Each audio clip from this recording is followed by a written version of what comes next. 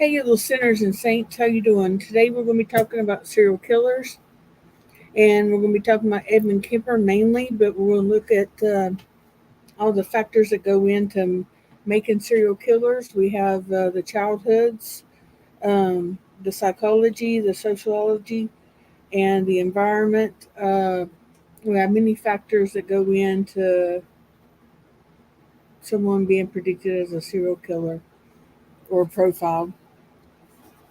I want to look at how do serial killers get away with it for so long?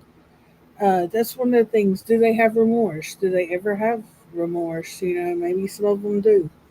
Are psychopaths made or sociopaths? Sociopaths are made. But we're going to look at the biological, psychological, and the social logical factors that impact a person to engage in becoming a serial killer.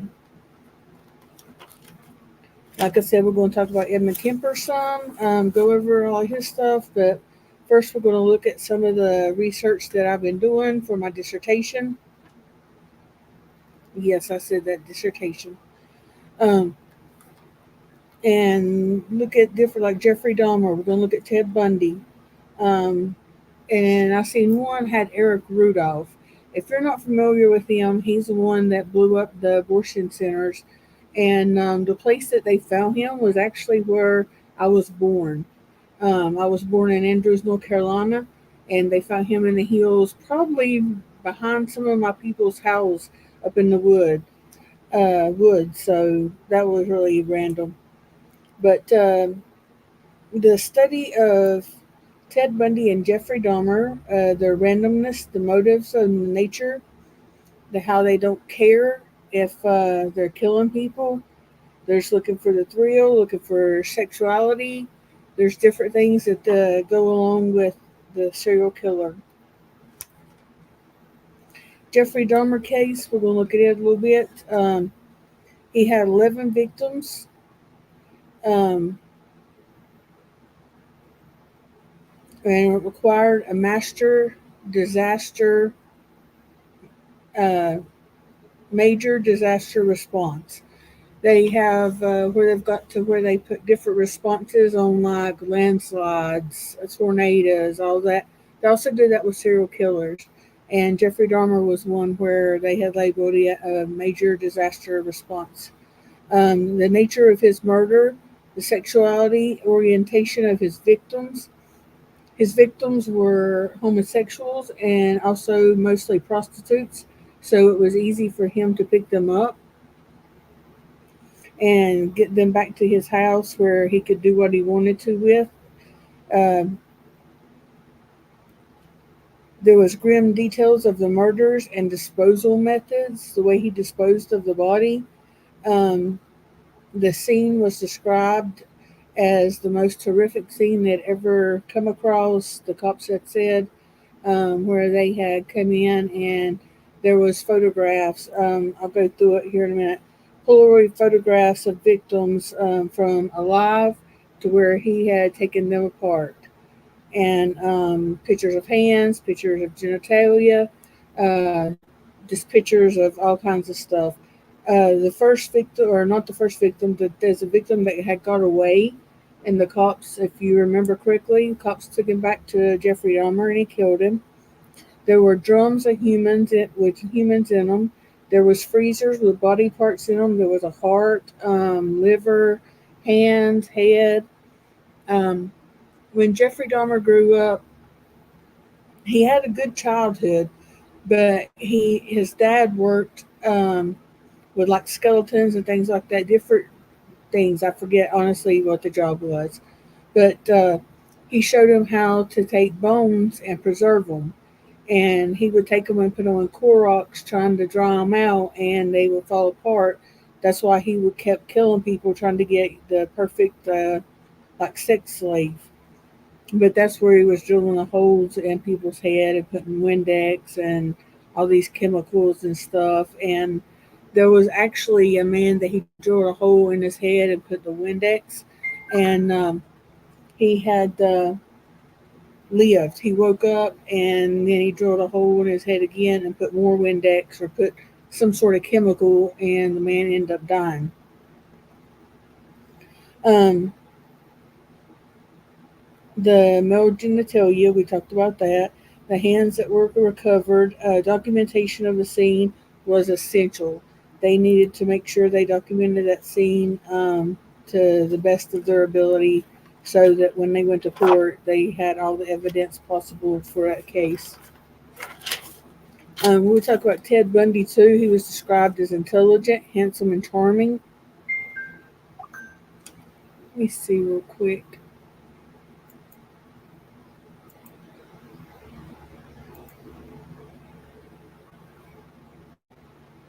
I want to talk about personality disorders when it comes to Ted Bundy. They all got personality disorders, but definitely Ted Bundy. He was described as intelligent, handsome, and charming, charismatic, and he used these traits to entice his victims. He was a master manipulator. He that created situations. Hey, Black Widow, it's good to see you. Thank you for coming in. I was going to say for showing up, but he would use the way he knew how to manipulate people into getting into situations like, oh, I got a broke arm and I've lost my dog. Can you come help me find it and get in the car with them and stuff? He raped and murdered over 30 women. Um, the book by Jennifer Peel talks about Ted Bundy, David Berkowitz, Charles Manson, Ted Bundy, Ed Kemper, Eric Rudolph, and the Zodiac Killer. If you're ever interested in looking that book up, it's called Serial Killers: The Psychological Development of the Humanity's Worst Offenders and their deviant behaviors as children. Like Edmund Kemper had killed, I think it was his sister's cat, and put the head on the stick and was carrying it around. And, he said that he wanted to kill his mother ever since he was 8 years old. Let me go ahead and get my papers out for him. Because that's who I was going to do it on, but I kind of got sidetracked into wanting to look at what makes these people. They said that Edmund Kemper was a walking time bomb. If you remember, he was like 6'5", 305 pounds. I mean, he was a humongous guy. There's no way anybody's getting away from him. And he wanted to kill his mom since he was 8 years old. He killed animals, bugs, and then people. He wished that the world would die, and he wanted to kill the people himself. And he buried the cat alive, then dug it up and played with it, and then that's when he put the head on the stick and carried it around. And he was just wanting to see what it was like to kill stuff. And he was a genius. He had an IQ of 135. Later on, after he had been in a sane asylum, they said that his IQ was 145, so it went up. He had killed his grandparents. He shot his grandmother. Uh, the grandfather describes the grandmother as being a tyrant. She was belligerent. She was hateful. She was demanding. He was in World War II, I think, the grandfather was, and he said it was like being on enemy lines living with her. And so she hated men, so she treated Kemper like he was nothing. He shot her, and then he said he had to kill his grandpa because he didn't want his grandpa having to live without his grandma. And they put him in jail. They released him when he was 21 years old. And I think that they sealed the records because this wasn't picked up on anything too much when the cops would look at it. He would pick up vulnerable women, and he killed 6 women. He killed his grandma and grandpa. He killed his mother, and he killed his mother's friend. Now, I think because after he killed his mother's friend, which was technically the last one, but I'm focusing more on the mother. Once he killed his mother, he wanted to call and turn himself in. And I think that if he would have killed his mother to begin with, that he wouldn't have killed anybody else. I think wholeheartedly that if he would have killed her first, then he wouldn't have killed nobody else. because she was the same way as the grandmother. He tried to go live with his father. His father didn't want him. And then he would go and pick up these co-eds, hence co-ed killer, and kill them. One actually, he got locked out of the car, and he talked her into opening the door and letting him back in the car. That's how, I guess, for lack of a better word, good he was at it, you know. And of course, he killed her then. And the cops thought that he was just pranking them. That whenever he called and turned himself in, the cops thought he was just lying. He actually had to call a couple times. It was crazy. And so he would use the little marker thing that, like a school stamp, you have to have. It's a little sticker you put in your window when you go to college, and you can just go on through. Usually, they don't stop you or anything, but if you don't have that little placard in your car, then they'll stop you. And he would use that, and they told the school, don't get in the car with anybody that doesn't have the little placard in their car. And of course, he did because his mother worked there. He had to call the cops 2 times. He was known for cannibalism. He would have sex with the heads. Bundy was a necrophiliac too. Obviously, Jeffrey Dahmer was. And it just amazes me. Think about what the mindset would be for these people to go back and have sex with a dead body. You know, it just, I can't understand it. And I was going to go over the people that he killed, but I'm more interested in getting into talking about the psychological behaviors of them. But obviously, it starts with childhood, and it could be environmental, it could be genetics, it could be biological, it could be just about anything that impacts. You know, I've seen people who went through the same thing and they don't turn out the same way, and I don't understand why. And so there's different models that they use, and of course now I can't find it. So, but the triad, the criminal triad theory, and that's arson, bedwetting, and cruelty towards animals. The whole triangle. I don't know if that's a triangle, but a triangle. And there's a couple triads that they mention in here, different models. And so the triad, they're always going to be interested in fire. They're wanting to play with fire. They want to set things on fire. Um, Bedwetting after 5 years old. That's one of them. Cruelty towards animals. Um, I was telling Black Widow, you know, they mentioned something about him shooting a bird. Well, when I was young, I shot a bird with the BB gun, you know. So, and I'm not a serial killer yet. Um, but it just makes me wonder what factors really factor into making a serial killer. You know, is it just childhood? Is it biological? Is it psychological? Is it sociological? Because you know, when you get older, the friends you hang out with, they do. Black Widow. Uh, it does seem like that they do. Like he buried the cat alive. It was amazing. You know, to hear that, I was like, "Good God, who thinks of that?" That's what gets me. Who thinks of that? And profilers use the triad to kind of go and base their profile on. You know, obviously there's other things that they put into it, but pinpoint development factors that contribute to criminality.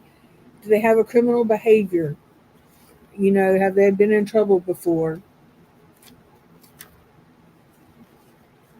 I'm trying to think of something else because all of a sudden I can't find it in my notes. But the criminal behavior,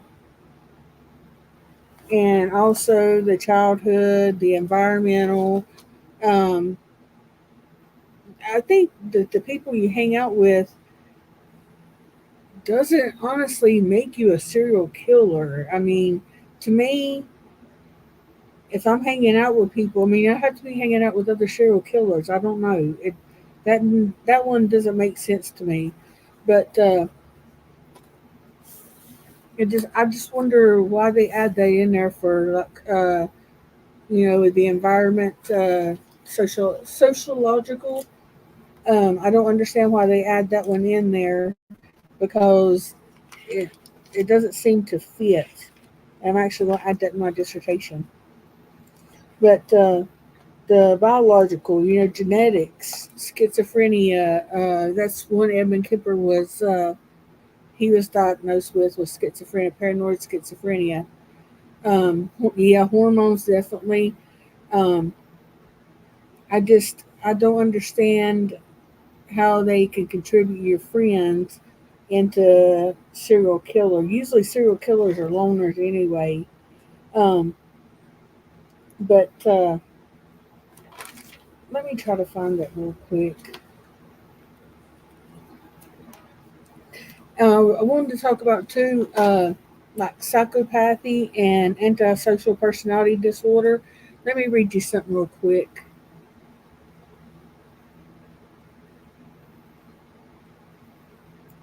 And on the triad, there's the biological, sociological, um,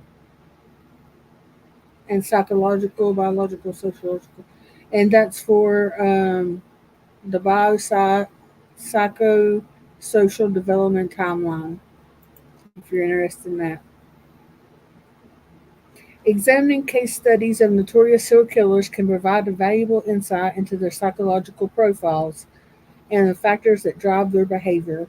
By analyzing real life examples, we can identify common trait patterns that may help in understanding and prevent future cases of serial killing. Serial killers commit some of the most heinous murders, but the psychological process and a number of phases that they go through before, during, and after the murder. First described by a psychologist, oh my God, really? Joe Norris in 1988, these phases take the killer through an intricate and complex journey, mental, and then manifest outwards towards the heinous acts of murder. How do they murder? Is it sexually driven? Is it thrill kills? Um, because there's a couple on here like Ted Bundy, uh, Edmund Kemper, Jeffrey Dahmer. Charles Manson was a thrill killer, I do believe. Sorry. But what drives them? In his research, Norris performed interviews with numerous serial killers and was able to come away with what he had discovered in 7 phases. We're going to talk about the phases a little bit. I know this ain't the most interesting thing in the world, but still, I know, right?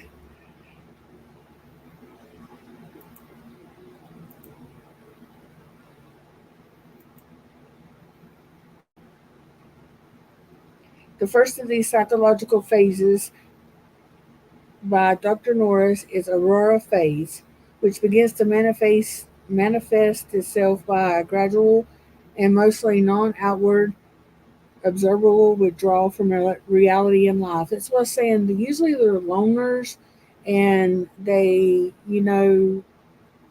tend to stick to themselves and not, in the party scene. If they're in the party scene, they're usually looking for victims.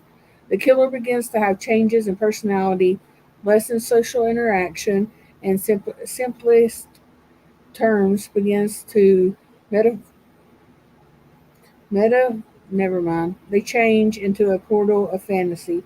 I think that I'm exhausted or something. I've been doing my dissertation and I'm done. So if I mess up on words, laugh at me, whatever you want to do. I don't care. The fantasies of serial killers can vary and can include acts of violence or say sadistic thoughts, and a lot of them do have sadistic thoughts, like the torturing and wanting to see the person suffer before they die. Some of which may have foundations in their childhood, depending on the individual and condition. The aurora phase can have varying lengths and uh, range from minutes to a year or more. The transportation from reality to fantasy eventually leads the killer to the next phase, a need to act upon the fantasies. That's one thing too, is they have fantasies. I meant to talk about that. Hold on one second. Can I get some dew? But they're fantasies.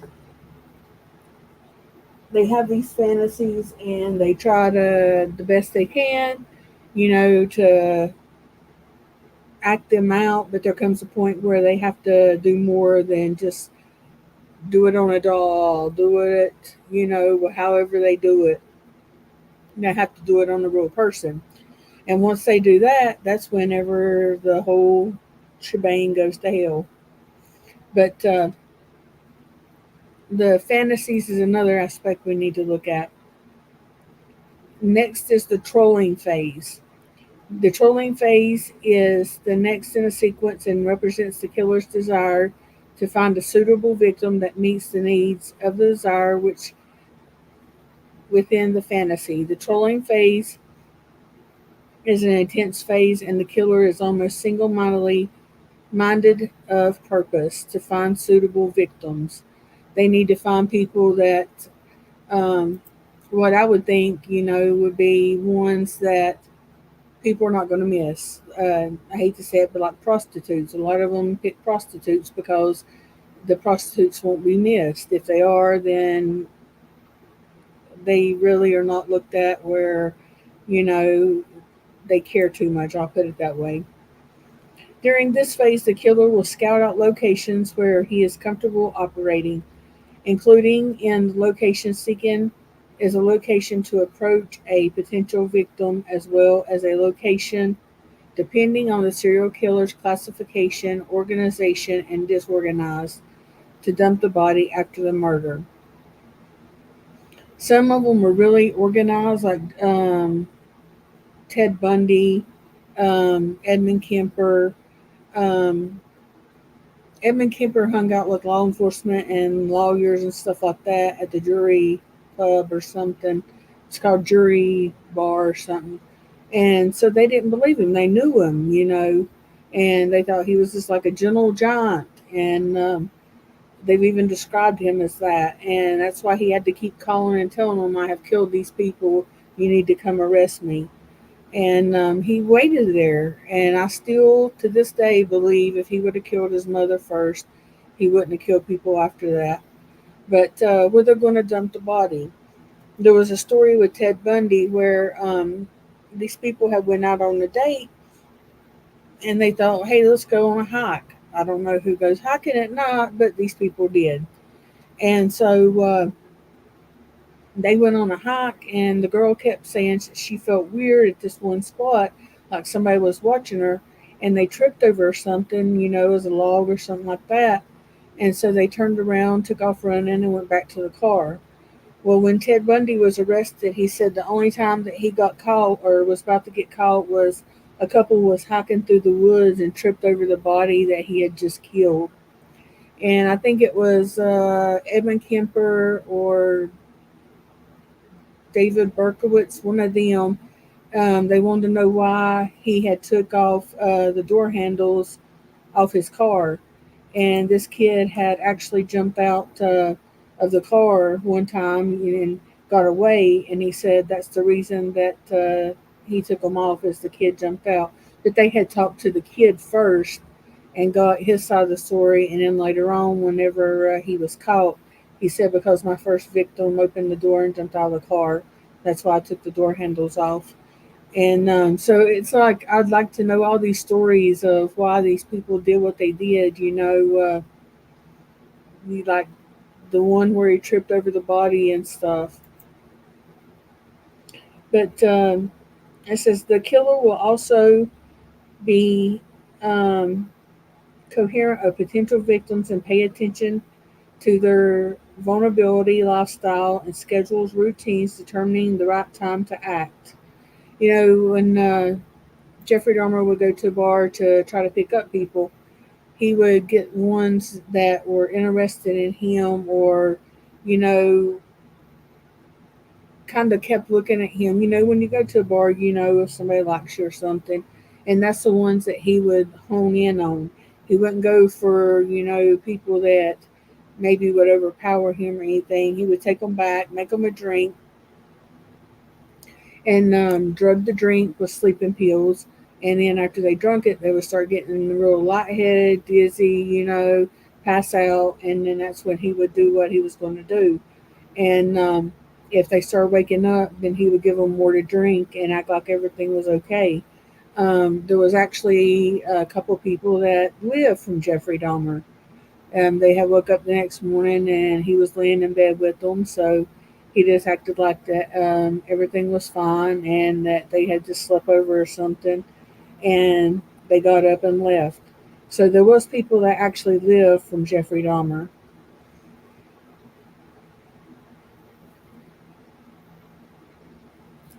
I get sidetracked easy. And I was wanting to talk about the behaviors of offenders in court. Now I'm going to be jumping around a lot because when I come across my notes, then I'm going to read them and go from there because I'm not good at sitting here just saying, hey, what's going on. But I was wanting to write on, I changed it though, how offenders' behaviors in court affect the victims of the family. Like some of them are arrogant, some of them don't care that, you know, none of them care that the families are hurting or anything. They care they got caught. And I've always wondered why they quit killing people once they get caught and put in prison. That's one thing that I've wondered is if they were such these, you know, demonic, sadistic animals to kill and torture, then why did it stop once they got into prison? I never understood that. There's some that's arrogant. There's some that, you know, I guess would be sad, mainly because they got caught.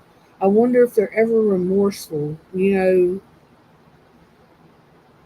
I think at some point people has a conscience, whether it's empathy or not, but because that's a lack of a psychopath and sociopath is empathy. But I just wonder if they ever have remorse. They could care less. They're angry. And I was wanting to write on, I changed it, like I said, how they act in court, you know, because Richard Ramirez was doing his hand up with the satanic thing on it or whatever it was, and, you know, walking around smiling and all this stuff. If you kill my child, the last thing I want to see is you smile in the courtroom. I don't even want to see you in a courtroom. And I was trying to think of how could we fix that? And I come up with some ideas, um, but none of them that's substantial enough to be put into effect or policy. Um, I thought maybe that the prior victim, you know, family victims could come in and walk them through. Okay, this person may act arrogant and not care, so be prepared for that. Or they're not remorseful, so don't expect them to be. Whatever you say, they're not going to react, or they're going to react this way, or, you know, things along that nature. But it's just amazing to me that serial killers can be so different but the same. They're looking for victims that have fantasies, but the different ways of what their fantasy is, because there's people out there just kill to kill. They don't, you know, Edmund Kemper, he did have sexual, you know, like he used the heads, he would cut off the heads and use them for sexual gratification. And I'll put it that way. But It wasn't like he molested the bodies or anything like that.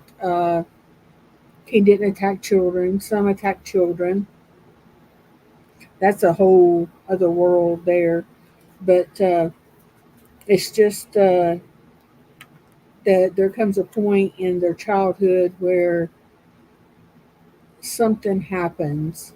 And some of the things, like Jeffrey Dahmer, he had a good childhood. So what happened there?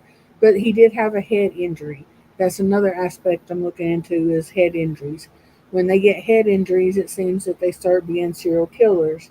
Now, obviously, not everyone that has a head injury is going to, be a serial killer again.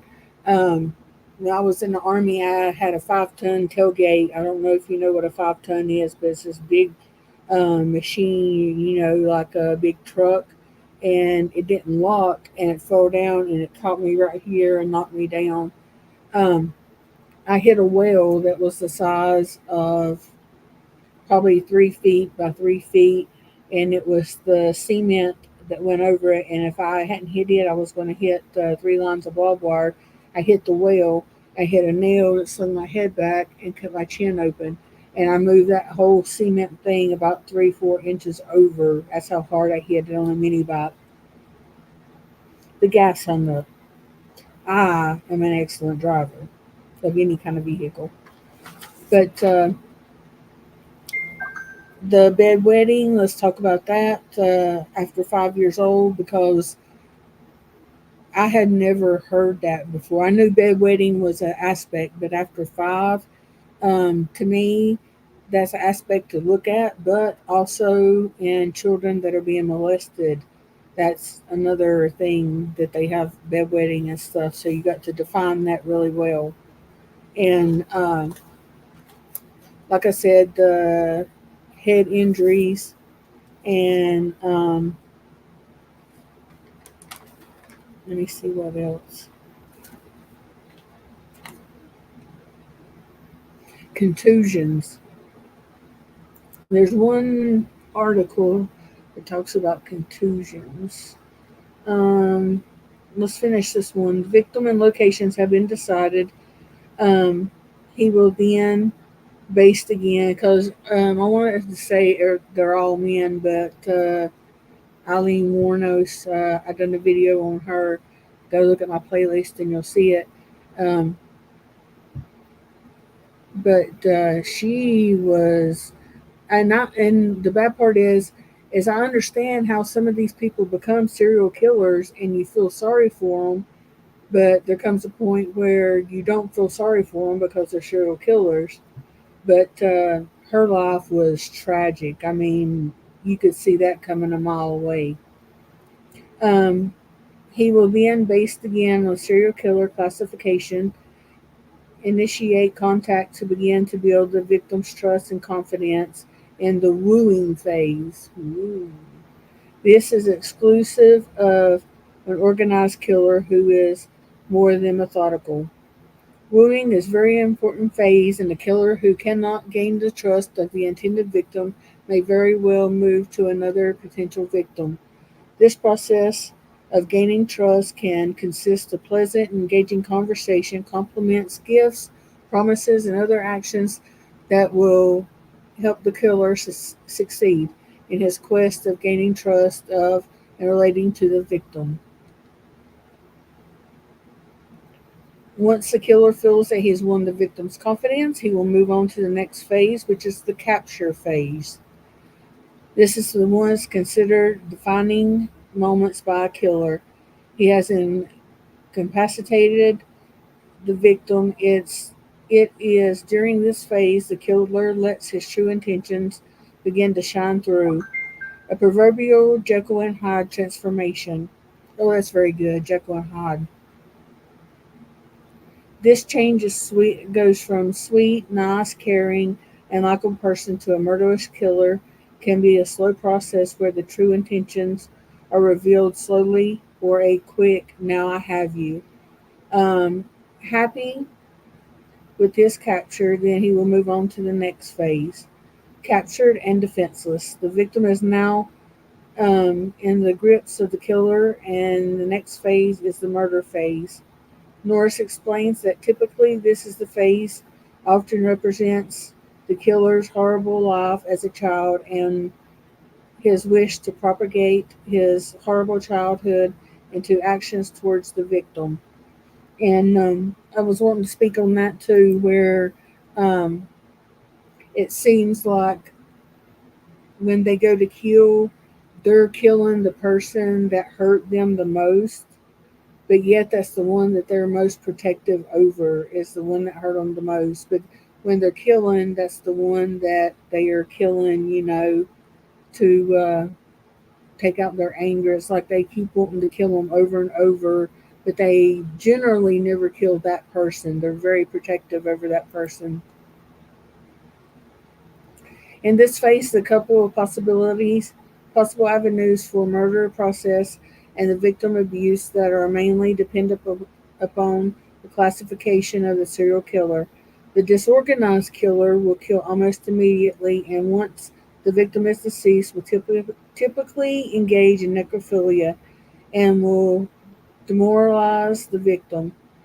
Depersonalizing typically takes the form of like facial mutations, where they mutate the body, like cutting it, things like that, acid, and then there's other avenues that they take.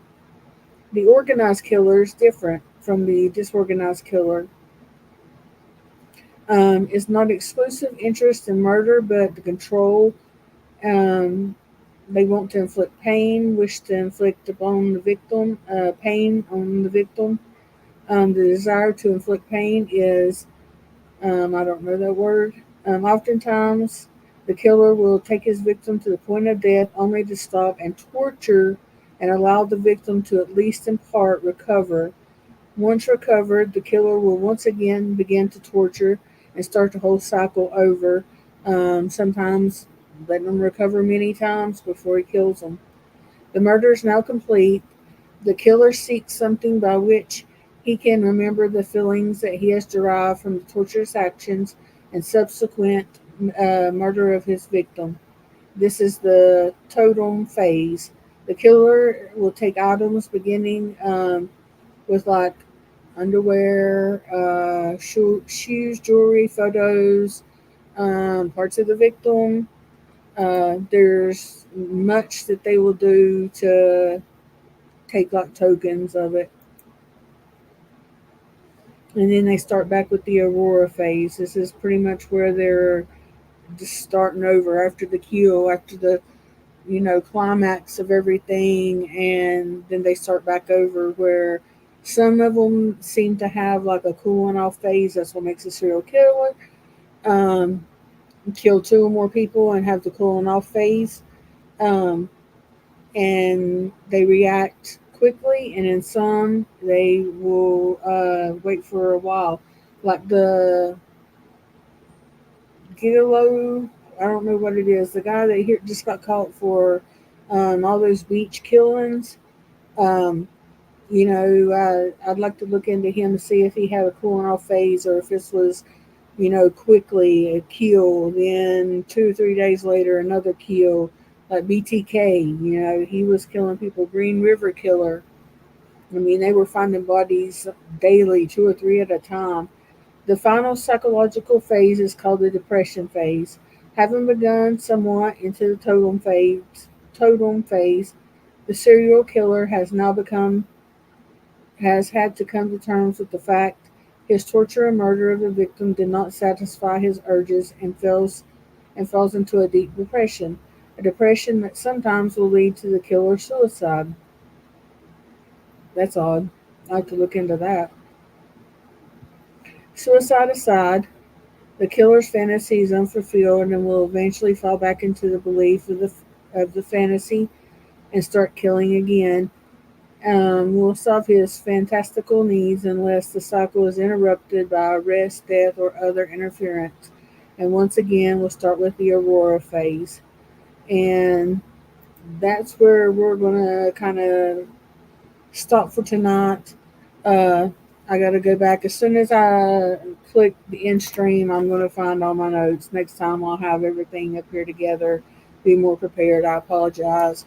Uh, but that's the way it goes. You know, we were talking about it before. They have the fantasy, then they actually do the act. And then once the act's over, it's not fulfilling as what they thought it would be, or it is, and they want to do it again.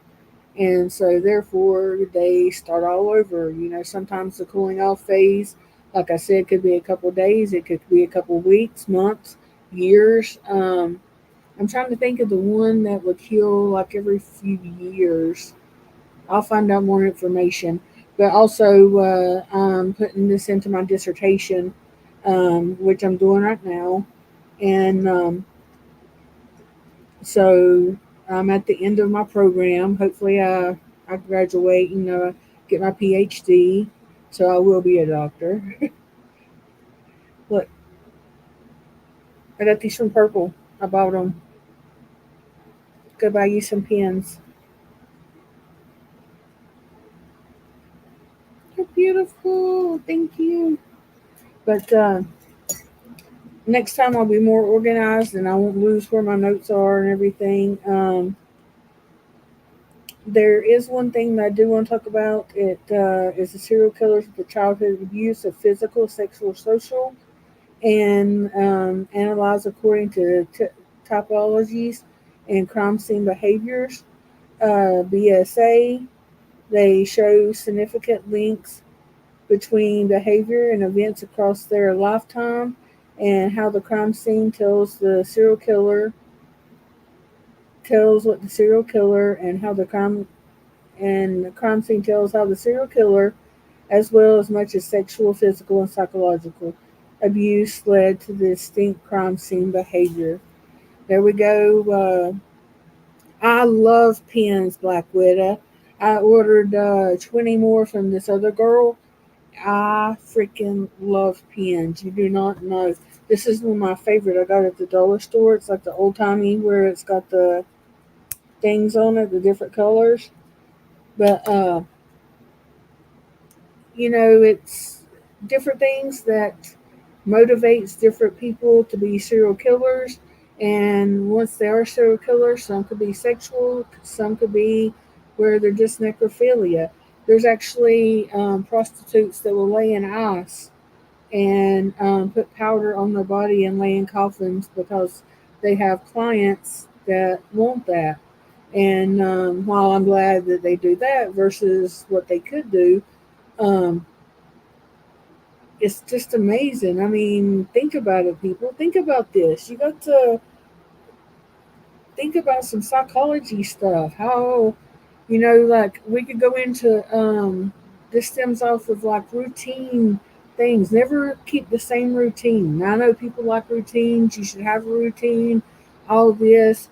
But if you're in a place with high crime, there's somebody watching what you do. And if you keep doing the same thing every morning at 5:30, you're getting out and you're going running, or you're getting out and you're going to your car to go to work, and you're not paying attention. You got your coffee, you got your pocketbook, you got your, whatever you got, and you're not paying attention. Somebody's paying attention to you, believe me. And because I'll tell you right now, I'm the nosy neighbor.